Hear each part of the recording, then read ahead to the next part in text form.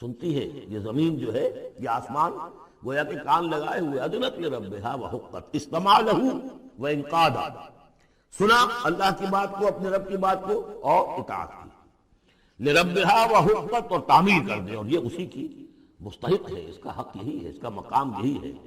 حقہ یحق سے یہ مجہول بن گیا حقت۔ وَإِذَا الْأَرْضُ مُدَّتْ، اور جب کہ زمین کو پھیلا دیا جائے گا یا کھینچ لیا جائے گا، وَأَلْقَتْ مَا فِيهَا وَتَخَلَّتْ، اور وہ نکال باہر کرے گی، گرا دے گی باہر جو بھی اس کے اندر تھا، اور خالی ہو جائے گی۔ یہ آگے چل کر سورہ زلزال میں بھی آئے گا، وَأَخْرَجَتِ الْأَرْضُ أَثْقَالَهَا، جب کہ زمین اپنے سارے بوجھ نکال کر باہر پھینک دے گی، جو مردے ان میں دفن ہیں، جو بھی ان کی اجزاء ہیں، ان سب کو نکال کر، تاکہ وہ دوبارہ بنے اور بن کر کھڑے ہو جائیں، اور بھی جو کچھ ہے۔ وَأَذْنَتْ لِرَبِّهَا وَحُقَّتْ، اور زمین کا معاملہ بھی یہی ہے کہ وہ اپنے رب کا حکم سنتی ہے اور اس کی تعمیل کرتی ہے، اور وہ اسی کی سزاوار ہے، یہی اس کو لائق ہے، زیب دیتا ہے۔ یا ایھا الانسان، اے انسان، انک کادح الی ربک کدحا فملاقیہ، یہ بہت چل کر سورہ بلد میں بھی آئے گی کہ انسان کو، ہر انسان کو مشقت میں پیدا کیا گیا ہے۔ ہر انسان کے لیے دنیا جو ہے دارالمحن ہے، اگرچہ مشقتوں کی نوعیت جو ہے اس میں فرق ہے۔ کسی کی جسمانی مشقت زیادہ ہے، وہ کسی چلائی ہے، اس نے اینٹیں ڈھوئی ہیں، ہل چلایا ہے، پھر وہ رات کو ایسا سوتا ہے کہ اس کو صبح کی خبر دیتا ہے، اسے اس وقت بے چینی کوئی نہیں ہوتی۔ کسی کی ذہنی ہے، مل کا مالک ہے، بیٹھا ہوا ہے، پرابلم ہے، وہ رات کو بھی پیچھا نہیں چھوڑتے وہ پرابلم، پھر اسے ہپنوٹکس چاہیے، اسے کوئی اور سیڈیٹس چاہیے، کسی طرح کی چیزیں، اینٹی ڈپریسنٹس چاہیے۔ ساری جو آج دنیا میں سب سے بڑی مارکیٹ جو ہے میڈیسنز میں، وہ ان دوائیوں کی ہو چکی ہے ہمارے کام میں۔ جو سب سے مہنگی دوائیاں وہ یہ ہیں، امراض ذہنی کی۔ کن کو ہوتے ہیں؟ عام طور پر جن لوگوں کے ہاں ایفلوئنس ہے۔ تو معلوم ہے کہ ہر ایک کے لیے کوفت ہے۔ پھر یہ کہ کسی کو کوئی غم ہے، کسی کو کوئی غم ہے۔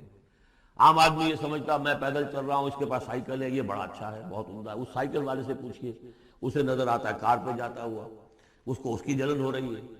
کار والا جو ہے وہ دیکھتا ہے کہ مجھ سے بہت زیادہ نئے ماڈل کی طور پہ گیا ہے، کہ نئی کار پر سناٹا ہوا، اسے اس کی کوفت ہو رہی۔ تو کوفت اور یہاں پہ رنج اور محن، جس کو کہا ہے کہ قید حیات و بند غم اصل میں دونوں ایک ہیں، موت سے پہلے آدمی غم سے نجات پائے کیوں؟ اور معاملہ یہ ہے کہ موت پر بھی جب نجات نہ ملی، اب تو گھبرا کے یہ کہتے ہیں کہ مر جائیں گے، اور مر کے بھی چین نہ پایا تو کدھر جائیں گے؟ وہ جو اب جو گھبرا کے یہ کہتے ہیں وہ تو بات آئے گی آپ کو سورہ بلد میں۔ قید حیات و بند غم اصل میں دونوں ایک ہیں، موت سے پہلے آدمی غم سے نجات پائے کیوں، یہ سورہ بلد میں ہے۔ لیکن دوسرا مرحلہ جو ہے کہ اب تو گھبرا کے یہ کہتے ہیں کہ مر جائیں گے، مر کے بھی چین نہ پایا تو کدھر جائیں گے، وہ یہاں ہے۔ یا ایھا الانسان، اے انسان، انک کادح الی ربک کدحا، تیرا مقدر یہی ہے، تکلیفیں جھیلتا ہوا، بوجھ برداشت کرتا ہوا، کوفت برداشت کرتا ہوا، تجھے ایک پر دوسری، دوسری پر تیسری کوفت اور تکلیف، اور پھر جا کر اپنے رب کے سامنے کھڑے ہو جائیں۔ ملاقی، اب جو بار برداری کے حیوان ہیں، بیل ہے جتا ہوا ہے، آپ جتائے رکھیے، اسے رہٹ میں لگا لیا آپ نے اس کو کسی اپنے ہل میں جوت لیا، اس کے بعد اس سے حساب کتاب تو کوئی نہیں۔ حضرت ابوبکر کہا کرتے تھے عجیب کیف کے عالم میں، کاش کہ میں ایک چڑیا ہوتا جو درختوں پر چہچہا رہی ہے، اس سے کوئی محاسبہ نہیں۔ کاش کہ میں گھاس کا ایک تنکا ہوتا جو جلا دی جاتی ہے، ختم ہو جاتی ہے، اس سے محاسبہ کوئی نہیں ہے، پوچھ گچھ کوئی نہیں۔ یہاں ہے محاسبہ۔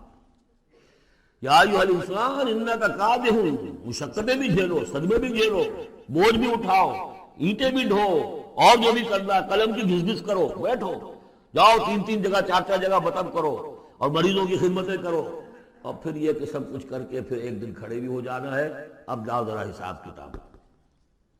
لن تزول قدم ابن آدم حتی یسأل عن خمس، ابن آدم کے قدم ہل نہیں سکیں گے جب تک کہ 5 چیزوں کا حساب نہ لے لیا جائے۔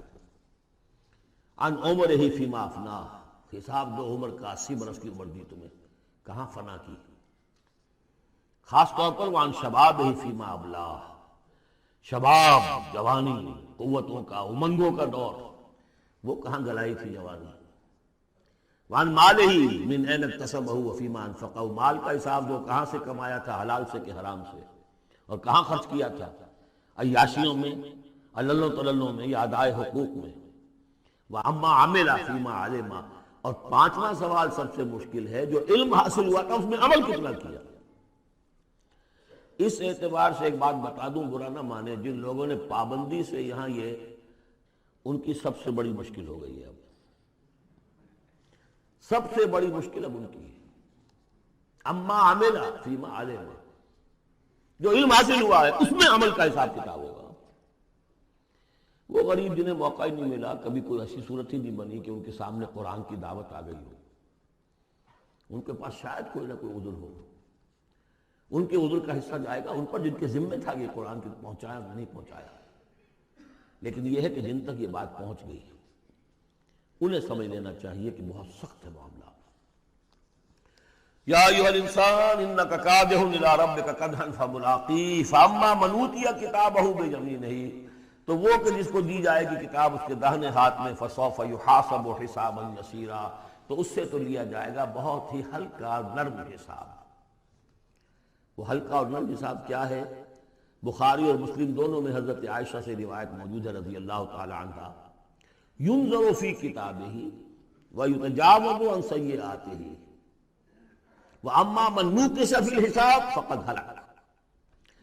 یعنی حساب یسیریہ کی کتاب نہ اس کا دیکھ لیا جائے گا بس ایک نظر سے، اور اس کی خطاؤں کو بخش دیا جائے گا. لیکن جس سے مناقصہ ہو گیا، جرا ہو گئی، وہ ہلاک ہو جائے گا. حساب یسیر یہ ہے، کوئی مناقشہ نہیں، کوئی جرا نہیں، اللہ تعالیٰ ان سے نرم معاملہ کرے گا. وَيَنْقَلِبُ إِلَىٰ أَهْلِهِ مَسْرُورًا، وہ جب واپس آئے گا اس عدالت کے کٹہرے سے تو بڑا خوش و خرم آئے گا اپنے گھر والوں کے پاس کہ جان چھٹی لاکھوں پائے، اللہ تعالیٰ کی رحمت سے، اللہ کی مغفرت سے میرا معاملہ تو سیدھا ہو گیا. لیکن اب اس کے برعکس کیا ہے؟ وَأَمَّا مَنْ أُوتِیَ کِتَابَهُ وَرَاءَ ظَهْرِهِ، اور وہ شخص جس کو دیا جائے گا اس کا اعمال نامہ اس کی پیٹھ کے پیچھے سے. وہ کیوں؟ دینا تو ہے بائیں ہاتھ میں، بائیں ہاتھ پیچھے کر لے گا، میں لینا نہیں چاہتا تو وہاں پکڑا دیں گے، یہاں حاضر ہے. وَرَاءَ ظَهْرِهِ فَسَوْفَ يَدْعُو ثُبُورًا، اب وہ موت طلب کرے گا، کسی طرح موت آ جائے، میں ختم ہو جاؤں، میں معدوم ہو جاؤں، میرا وجود نہ رہے. وَيَصْلَىٰ سَعِيرًا، لیکن وہ داخل ہوگا جہنم میں. اِنَّهُ كَانَ فِي أَهْلِهِ مَسْرُورًا، بہت اہم ہے یہ مقام. وہ اپنے اہل و عیال میں بڑا خوش و خرم رہا ہے زندگی میں، دنیا میں، حرام سے دن بھر کی محنت کر کے. دیکھیے ایک بات آپ کو بتا دوں، اگر آپ اللہ کے دین کا حق ادا نہیں کر رہے تو چاہے 100% حلال سے کما رہے ہیں، حرام کھا رہے ہیں، اس لیے کہ اللہ کے دین کا حق آپ نے ادا نہیں کیا. وہ جو غصب کیا جا رہا ہے اللہ کا حق، وہ کہاں جائے گا جب تک کہ آپ وہ حق ادا نہ کریں جو دین کا ہے. اس اعتبار سے سمجھ لیجیے حرام اور حلال یہی نہیں ہے، حرام اور حلال کے بڑے مراتب ہیں. ایک حرام خور وہ ہے جو سور کھا رہا ہے، آپ نے کہا بہت یہ تو چھی چھی چھی چھی سور کھا رہا ہے، حرام سب کو معلوم. ایک وہ ہے جو کھا رہا ہے بکری کا گوشت، بکری بھی خود ذبح کی ہے تاکہ قصائی کا بھی معاملہ کو خراب نہ ہو جائے. لیکن یہ کہ وہ بکری خریدی ہے کسی کی جیب کاٹ کے، تو کیا کھا رہا ہے؟ حلال کے حرام. اس کو بڑھاتے جائیے. باطل کے غلبے کے تحت سانس لینا بھی حرام ہے. یہ ریکنسائل، تم نے باطل کو تسلیم کر دیا، ذہن قلبن، طاغوت کو تسلیم کر دیا ہے، تمہارا جینا حرام، تمہارا سانس حرام. الا یہ کہ تن من دھن، اپنی صلاحیتوں کا صرف منیمم رکھا جائے اپنے لیے اور میکسیمم جو ہے خرچ کر دیا جائے اس نظام کو بدلنے کے لیے، وہ اس کا کفارہ ہو جائے. ورنہ یہ کہ وہ آپ ناپ تول کر کے تو حلال کھا رہے ہیں، لیکن جس نظام باطل کی آپ چاکری کر رہے ہیں، جس کی ملازمت کر رہے ہیں، جسے سپورٹ کر رہے ہیں، بڑی تنخواہ ملی ہے، ورلڈ بینک کی کسی برانچ میں جو ہے مینیجر لگ گئے ہیں، کس نظام کو آپ چلا رہے ہیں؟ بہرحال وہ بات لمبی ہو جائے گی. لیکن وہ دنیا میں خوش و خرم تھا، اچھا کھلا رہا تھا، دودھ ملائی ربڑی اپنے بچوں کو، ہر وقت آ رہا ہے تو نئی چیزیں لے کر آ رہا ہے، ولایت سے آ رہا ہے تو ایک ایک بچے کو بلا کر تمہارے لیے یہ لایا ہوں، تمہارے لیے یہ لایا ہوں. وہ دنیا میں وہ خوشیاں لے آیا، اب یہاں کچھ نہیں ہے. وہ اللہ کا بندہ جو دنیا میں ڈرتا رہا، انا کنا فی اہلنا مشفقون، ہم تو ڈرتے تھے کیا ہوگا، اللہ کے حضور میں روز کھڑا ہونا ہوگا. ان کے لیے یہاں آیا ینقلب الی اہلہ مسرورا، اب وہ لوٹے گا اللہ کی عدالت کی کٹہری سے اپنے گھر والوں کی طرف تو خوش و خرم ہوگا. اور یہ جو ہے یہ دنیا میں خوش و خرم رہا تھا اپنے اہل و عیال میں. انہ کان فی اہلہ مسرورا انہ ظن ان لن یحور، اس کو گمان یہ ہو گیا تھا کہ لوٹ کر آنا نہیں ہے، ہمارے پاس آنا نہیں ہے. کان بہ بصیرا، یقیناً اس کا رب تو اسے دیکھ رہا تھا، ہر آن دیکھ رہا تھا، اس کی نگاہ میں تھا. فلا اقسم بالشفق واللیل وما وسق والقمر اذا اتسق لترکبن طبقا عن طبق. یہ ہے اصل میں وہ مقام جس کے حوالے سے میں نے آپ کو کہا تھا کہ سورہ مدثر کی ان آیات کو ذہن میں رکھیے. کلا والقمر، تو یہ دیکھیے کہ وہاں بھی درمیان میں پھر اثر نو قسمیں آ گئی تھی. دو تقریباً جو سمجھیے دو صورتیں بن گئیں، شروع میں یا ایھا المدثر سے لے کر اور آیت نمبر 31 تک، اور پھر کلا والقمر واللیل اذا ادبر والصبح اذا اسفر انھا لإحدی الکبر. وہی بات یہاں ہے، ایک مضمون پورا ہو چکا. فلا اقسم بالشفق، تو نہیں مجھے قسم ہے شام کی سرخی کی، واللیل وما وسق، اور رات کی اور جو چیزیں اس میں سمٹ آتی ہیں، والقمر اذا اتسق، لیکن پھر جب چاند جو ہے رفتہ رفتہ بھرتا ہے اور پورا ہو جاتا ہے، 14ویں کا چاند بن جاتا ہے. یہ اصل میں میرے نزدیک واللہ عالم، یہ کسی اور کوئی بات میں نہیں کہہ رہا ہوں، میرے نزدیک یہ دو بڑی اہم خبروں کی نشاندہی ہے جو قرآن میں کی گئی ہے. اور وہاں ہے بھی انہا لإحدی الکبر، بہت بڑی خبر ہے کہ محمد رسول اللہ صلی اللہ علیہ وسلم کا جب خورشید ہدایت طلوع ہوا ہے تو اس وقت صورت کیا تھی؟ 600 سال کی رات تھی جس میں کوئی نبی نہیں آیا تھا. بس چاند کے کچھ اثرات، کچھ روشنی، کچھ تھے دیکھ لو، کچھ جنات میں بھی نیک تھے، لیکن اکثر و بیشتر دنیا کے اوپر جو غلبہ ہو گیا تھا وہ بالکل باطل کا. پھر ایک دم خورشید نبوت طلوع ہوا ہے اور روشنی پھیل گئی. اب خبر دی ہے اسی خورشید نبوت نے صلی اللہ علیہ وسلم کہ قیامت سے پہلے ایک مرتبہ پھر یہ دین کا غلبہ ہوگا. جیسا آپ کے دست مبارک سے بنفس نفیس جزیرہ نماء عرب پر پورا خورشید اسلام چھا گیا، نظام دین قائم ہو گیا. الیوم اکملت لکم دینکم واتممت علیکم نعمتی ورضیت لکم الاسلام دینا. جاء الحق وزهق الباطل ان الباطل کان زهوقا. اور اس کے بعد یہ کہ خلفاء ثلاثہ کے زمانے میں، حضرت علی کے زمانے میں کوئی توسیع نہیں ہوئی، حضرت ابوبکر، حضرت عمر، حضرت عثمان، خلفاء ثلاثہ کے زمانے میں توسیع ہوئی. حضرت علی کے زمانے میں ان پر کوئی الزام نہیں، ان کا کوئی قصور نہیں، لیکن یہودی سازش عبداللہ ابن سبا کی، اس کی وجہ سے مسلمان آپس ہی میں لڑ پڑے. 1,00,000 جانیں ختم ہو گئی آپس میں لڑ کر. جنگ جمل، جنگ صفین، جنگ نہروان، 1,00,000 کے قریب. تو مومنٹم گاڑی کا ٹوٹ گیا، موشن ٹوٹ گئی. اس کے بعد پھر بہرحال حضرت امیر معاویہ کے زمانے میں پھر کچھ آگے قافلہ چلا ہے، لیکن اس شان کے ساتھ پھر نہیں بڑھ سکی بات، جس شان سے کہ دور فاروقی میں، دور عثمانی میں، دور صدیقی میں بات بڑھ رہی تھی.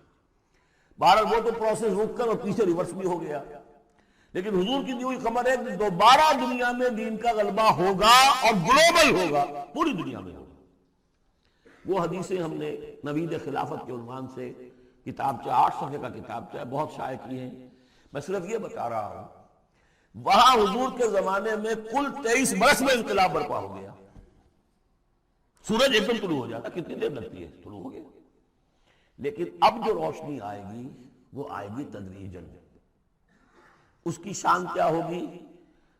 فلا اقسم بالشفق، ایک شفق کی روشنی ہوتی ہے جب رات سورج تو غروب ہو گیا لیکن شفق ابھی ہے.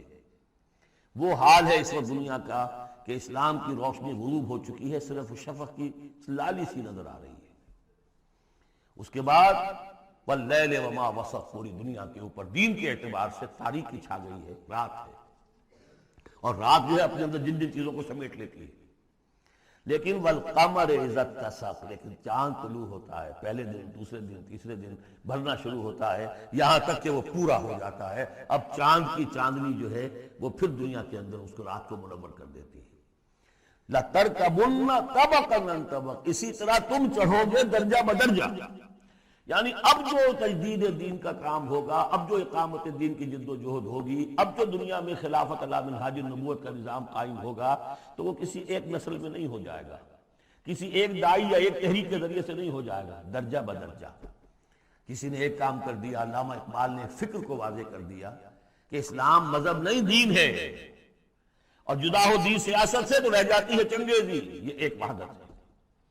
ابو الکلام آزاد اٹھے، انہوں نے قائم کی جماعت حزب اللہ، لیکن یہ کہ کچھ مخالفتوں سے بددل ہو کر جلدی چلے گئے، پھر وہ کانگریس میں شامل ہوئے، اور انہوں نے پھر جو ہے اپنی پوری زندگی جہاد حریت کی نظر کر دی۔ پھر مولانا مودودی اٹھے، ایک وہ جماعت اسلامی بنائی۔ افسوس کہ پاکستان میں آ کر وہ یہاں کی قومی سیاست کے اندر داخل ہو کر انہوں نے بھی منزل کھوٹی کر لیا۔ وہ قافلہ جو ہے جیسے کہ کہیں کسی دلدل میں پھنس گیا ہے۔ یہ رفتہ رفتہ ہوگا، لیکن انہوں نے ایک ایک قدم بڑھایا ہے، ان سب کی کوششوں سے ایک ایک قدم بات آگے بڑھی ہے۔ لَتَرْكَبُنَّ طَبَقًا عَنْ طَبَقٍ، لیکن جس طرح چاند رفتہ رفتہ پہلی تاریخ سے لے کر 14ویں رات تک پورا ہو جاتا ہوگا، ہونا ہے، وہ لازماً ہوگا، جس کی خبر دی ہے محمد رسول اللہ صلی اللہ علیہ وسلم نے، وَهُوَ الصَّادِقُ الْمَصْدُوقُ، ان کی دی ہوئی خبر میں کوئی جھوٹ نہیں ہو سکتا۔ فَلَا أُقْسِمُ بِالشَّفَقِ وَاللَّيْلِ وَمَا وَسَقَ وَالْقَمَرِ إِذَا اتَّسَقَ لَتَرْكَبُنَّ طَبَقًا عَنْ طَبَقٍ فَمَا لَهُمْ لَا يُؤْمِنُونَ۔ انہیں کیا ہو گیا ہے، ایمان کیوں نہیں لاتے، کیوں نہیں مانتے؟ وَإِذَا قُرِئَ عَلَيْهِمُ الْقُرْآنُ لَا يَسْجُدُونَ، اور جب ان پر قرآن ان پڑھ کر سنایا جاتا ہے کیا ہو گیا انہیں کہ سجدہ نہیں کرتے۔ بَلِ الَّذِينَ كَفَرُوا يُكَذِّبُونَ، بجائے ایمان لانے کے یہ کافر جو ہیں یہ تو الٹا اور جھٹلا رہے ہیں۔ یہاں ذرا نوٹ کر دیجئے، یہ لفظ بے شمار مرتبہ آیا ہے، کفر اور تکذیب، کفر اور تکذیب، والذین کفروا بآیاتنا وکذبوا۔ تو کفر اور تکذیب یہ کیا صرف تکرار ہے یا اس کے اندر فرق ہے کچھ؟ کفر کے معنی ہے چھپا دینا، دبا دینا۔ فطرت انسانی میں جو گواہیاں موجود ہیں جو ان کو دبا رہا ہے، یہ کفر ہے۔ ان گواہیوں کو ابھارنے کے لیے، ایکٹیویٹ کرنے کے لیے قرآن مجید کی آیات آئی، ان کی تکذیب کر رہا ہے، یہ بہت بڑا جرم ہے۔ یہ دو جرم علیحدہ ہیں۔ اپنی فطرت کے اندر جو گواہیاں مضمر ہیں انہیں چھپانا، دبانا، لیکن پھر جب آیات ربانیہ سامنے آئے ان کو جھٹلانا، یہ ڈھٹائی کی حد ہے۔ پھر والذین کفروا وکذبوا بآیاتنا اولئک اصحاب النار هم فیہا خالدون۔ یہ تو جو پہلا چارٹر دیا گیا تھا حضرت آدم کو خلافت عرضی کا چارج سنبھالتے وقت، اب اتر جاؤ یہاں سے، اس جنت سے جاؤ نیچے اور جا کر چارج لو اب زمین کا، اور وہاں کیا ہوگا؟ فَإِمَّا يَأْتِيَنَّكُم مِّنِّي هُدًى فَمَن تَبِعَ هُدَايَ فَلَا خَوْفٌ عَلَيْهِمْ وَلَا هُمْ يَحْزَنُونَ وَالَّذِينَ كَفَرُوا وَكَذَّبُوا بِآيَاتِنَا۔ کفر پہلا جرم اور تکذیب یہ مہا جرم۔ کفر تو اس وجہ سے بھی ہو سکتا ہے اس ماحول کے اثرات تھے، آپ ظہور میں رہے، آپ دبے ہوئے تھے، لیکن جب وہ روشنی آ گئی پھر اس کی تکذیب، یہ معلوم ہوا کہ اب یہ جرم جو ہے اپنی آخری حد کو پہنچ گیا۔ بل الذین کفروا یکذبون، یہ کافر جو ہے جھٹلا رہے ہیں۔ واللہ عالم بما یوعون، اور اللہ کو معلوم ہے کہ یہ کیا بھرے ہوئے ہیں اپنے ہاں۔ عام طور پر سمجھا ہے کہ جو انسان مال دولت نہیں، اندر ان کے بغض ہے، حسد ہے، تکبر ہے، اس کی وجہ سے یہ تکذیب کر رہے ہیں۔ یہ نہیں کہ یہ حق کو پہچان نہیں پائے ہیں، ان کے اندر جو ہے بغض، حسد اور تکبر بھرا ہوا ہے۔ فَبَشِّرْهُمْ بِعَذَابٍ أَلِيمٍ، تو اے نبی ان کو بشارت دے دیجئے دردناک عذاب کی۔ إِلَّا الَّذِينَ آمَنُوا وَعَمِلُوا الصَّالِحَاتِ لَهُمْ أَجْرٌ غَيْرُ مَمْنُونٍ، سوائے ان کے کہ جو لوگ ایمان لائے اور جنہوں نے نیک عمل کیے، ان کے لیے اجر ہے بے انتہا، کبھی ختم نہ ہونے والا، منن کاٹ دینا۔ اگر کوئی چیز کٹ جائے گی اس کی انتہا ہو گئی، نہیں، یہ کٹ نہیں سکے گا، اس کا سلسلہ جاری رہے گا مسلسل، غیر ممنون، یہ مسلسل ہے، ختم ہونے والا نہیں ہے۔